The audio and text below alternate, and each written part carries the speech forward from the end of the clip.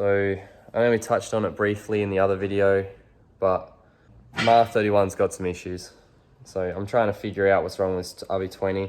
I have started gapping my plugs. They were at about 0.95 of a mil, and I've been gapping them all to about 0.6 just to see if there's a change. 0.8 is the recommended, but apparently they can blow out spark a little bit there, so I'm just going to gap it down to 0.6 just so I know for certain. I'm also doing a compression test while I'm in here. So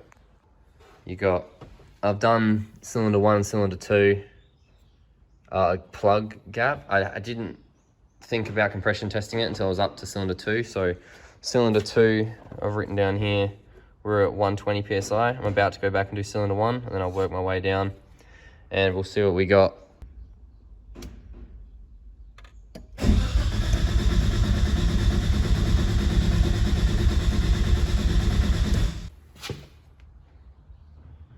About 130 there, so already a bit of a decline off 1 to 2.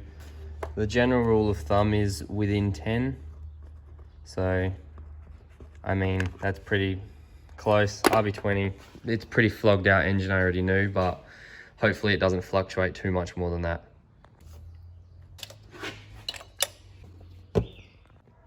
On here, not great.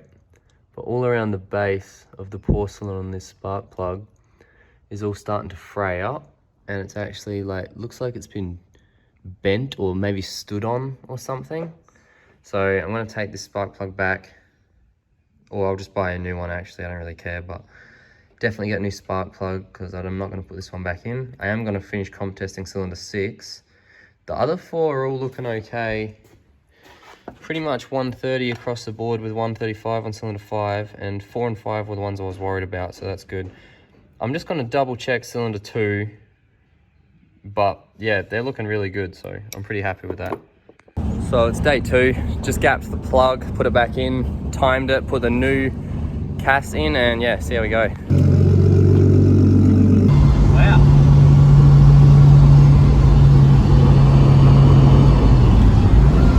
So it reeks like fuel in here, but it just did a 2nd to 3rd pull and felt pretty good. So when we get down here, we'll do another one, and fingers crossed it pulls just as well. Here's the rat's nest of wiring I was talking about earlier. It's absolutely terrible, but yeah, it is what it is.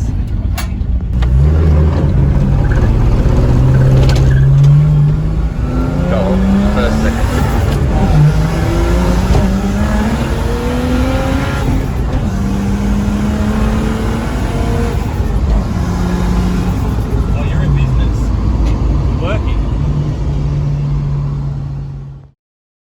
Well, me and my housemate had to undergo COVID testing, so we're at home isolating at the moment. But because of that, it means I can get a fair bit done on this, I guess. So this side, I've put Emotion coilovers from Angry Industries. I got R31 Wagon rears and S13 fronts ready to go in. I've done both sides. I'm about to do the fronts. I'll try to record a bit more of that. I had to actually cut down this eyelet. So the eyelet up here started at 42 mil, and I had to shrink it down to 32. It actually said in the instructions to cut it, which seems ridiculous to me, but yeah, so there's that. I had to cut off the bump stops as well.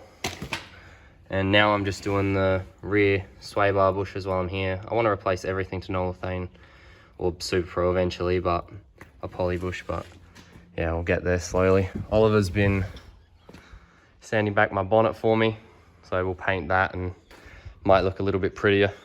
So did a little bit of sanding, fucking rattle can paint, just black. Looks all right, it'll do the job. Fresh Nolithane sway bar links, ND rubbers. Just gotta do the other side links, and then we'll get this puppy on the ground.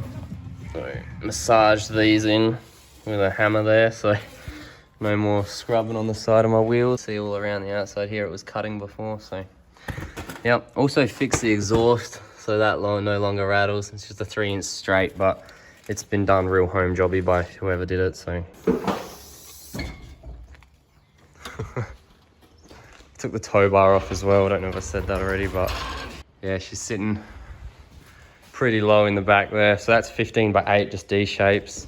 These are 16s, but I'll take them out and put 15s in, and then yeah, we'll get her looking pretty good, I think. I'm gonna get some white roofing rivets, hopefully today, so then I can take these rails and the roof racks off, just because I don't like them. So.